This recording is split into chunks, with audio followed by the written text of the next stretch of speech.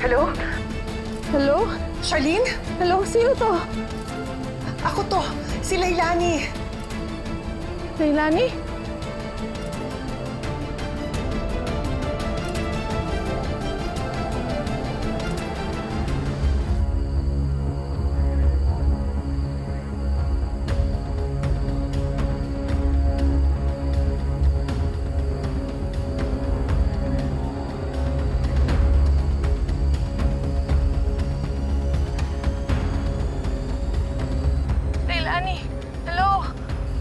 Totoo ba? Ikaw to? Oo, ako to. Itinago ako ng father-in-law ko. At alam niya rin na nanganib ang buhay ko at si Divina ang may pakana ng lahat. Kinausap namin si Attorney Adrian. Pero wala namang nagawa. Alam ko ng totoo. Trinaydor tayo ni Adrian. Sana pala sa'yo na ako lumapit noon pa. Pero natakot ako kasi baka mapahamak ka.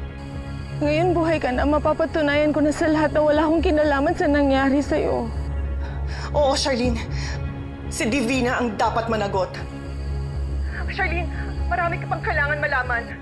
Leilani, nasa panganib ako ngayon. Natakasan ko si Adrian pero hinahabol ako ni Divina. Ha?